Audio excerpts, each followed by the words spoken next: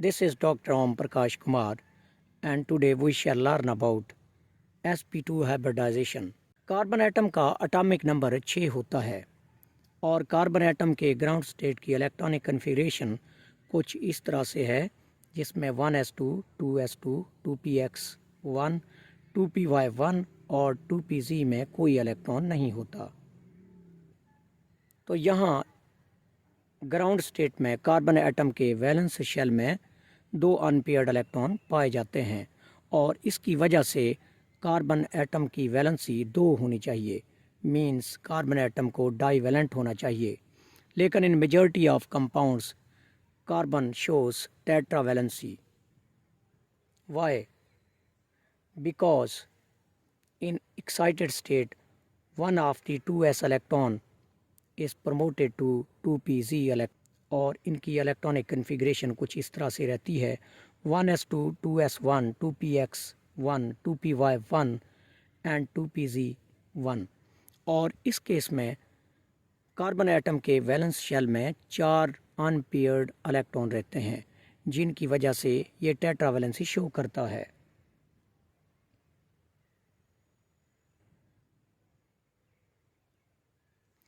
Then what is sp2 hybridization? When 1s and 2p orbitals of the same shell of an atom mix to form 3 equivalent orbitals, the new orbitals formed are called sp2 hybrid orbitals, and phenomenon is known as sp2 hybridization. sp2 hybridization एक इस तरह का process है जिसमें एक s orbital और 3 p orbital combine होते हैं और इस तरह से हमें 3 ऑर्बिटल मिलते हैं जिनको हाइब्रिड ऑर्बिटल का नाम दिया जाता है, जिनकी एनर्जी और शेप एक तरह की होती है।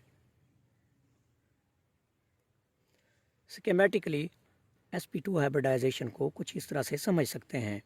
जब 3 ऑर्बिटल एक s और 2 p ऑर्बिटल px और py कंबाइन करते हैं तो हमें एक सेट मिलता है sp2 हाइब्रिडाइज्ड ऑर्बिटल का, जिनकी एनर्जी और शेप एक जैसी होती है। और यहाँ 2pz हाइब्रिडाइजेशन में डायरेक्टली इन्वॉल्व नहीं होगा। Shape of an individual sp2 hybrid orbital.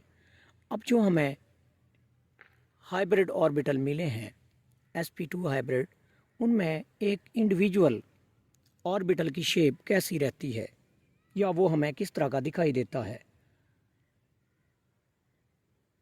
In 3 hybrid orbital में से अगर एक हाइब्रिड ऑर्बिटल की हम शेप देखना चाहें तो ये हमें कुछ इस तरह से दिखेगी, जिसमें इसकी 2 लोब्स होती हैं, एक बड़ी लोब और एक छोटी lobe. Some facts about sp2 hybridisation. sp2 hybridisation के बारे में कुछ facts. Shape of hybrid orbitals. Hybrid orbital की शेप किस तरह की होती है? हाइब्रिड ऑर्बिटल की शेप ट्राइगोनल प्लेनर होती है। Here is trigonal planar shape. Each sp2 hybrid orbital is directed from equatorial triangle to the center of its 3 corners. तो यहाँ पे हर एक ऑर्बिटल ट्रायंगल के कॉर्नर की तरफ डायरेक्टेड होगा और इस तरह से उनमें बॉन्ड एंगल 120 डिग्री का हो जाता है और इस बॉन्ड एंगल पे रिपल्शन कम अज़ कम होती है और स्टेबिलिटी ज़्यादा होती है। Bond angle is 120 degree between the hybrid orbitals. Percent s and p orbital character. sp2 hybridisation में परसेंट s और p करेक्टर कितना होता है? s करेक्टर 33.33% जबकि p करेक्टर 66.33% होता है if we assume it as 100. Example: all the alkene give sp2 hybridization. Simple alkyne ethene है और इसमें हाइब्रिडाइजेशन कुछ इस तरह से होती है। Information of ethene molecule 3sp2 of each carbon overlaps with 1sp2 orbital of other carbon and two 1s orbitals of hydrogen to form sigma bond। यहाँ हर कार्बन एटम की बात की जा रही है, जिसमें हर कार्बन एटम दूसरे कार्बन एटम के साथ बॉन्ड बनाता है sp2 बॉन्ड, और जो रिमेनिंग उसके दो ऑर्बिटल होते हैं वो हाइड्रोजन एटम के साथ बॉन्ड बनाते हैं, जो कि सिग्मा बॉन्ड होता है। स्कीमेटिकली हम इथीन के अंदर जो बॉन्ड बनते हैं उनको कुछ इस तरह से समझ सकते हैं।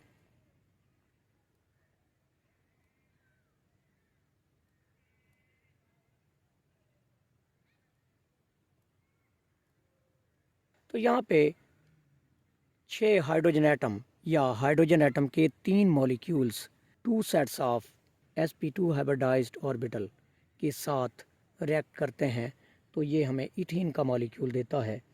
और इथीन में हम देख सकते हैं कि 2 कार्बन एटम आपस में ओवरलैप करते हैं sp2 ऑर्बिटल के साथ, और इस तरह से ये हेड ऑन ओवरलैपिंग होती है, जिससे सिग्मा बॉन्ड बनता है। पाई बॉन्ड किस तरह से बनता है? हमने देखा था कि 2pz जो अनहाइब्रिडाइज्ड रहता है वो भी बॉन्डिंग में हिस्सा लेता है, और वो कुछ इस तरह से हिस्सा लेता है। Formation of pi bond, lateral और parallel overlapping of 2 lobes of an atomic orbital gives pi bond. जब 2pz आपस में लेटरल या पैरेलल ओवरलैपिंग करते हैं तो इससे जो बनने वाला बॉन्ड होता है वो पाई बॉन्ड कहलाता है, और इसे हमने ऊपर वाली डायग्राम में डॉटेड लाइन से शो किया है। Strength of a pi bond, एक पाई बॉन्ड कितना मजबूत होता है? सिग्मा बॉन्ड और पाई बॉन्ड को कंपेयर करें तो पाई बॉन्ड वीकर होता है। It is weaker than a sigma bond because it is formed by lateral और the parallel overlapping of atomic orbital, जिसकी वजह से ये वीक होता है। इस बॉन्डिंग को हम कुछ इस तरह से भी समझ सकते हैं। यहाँ पे इस स्ट्रक्चर में जो कि एरो की टेल की तरफ है, वहाँ पे 2 अनहाइब्रिडाइज्ड ऑर्बिटल दिखाए गए हैं जो कि 2pz के हैं, और इसके साथ साथ रिमेनिंग जितनी भी बॉन्डिंग है एक कार्बन की कार्बन के साथ सिग्मा बॉन्ड देती है, और बाकी इंडिविजुअल कार्बन जो हाइड्रोजन के साथ बॉन्ड बनाता है।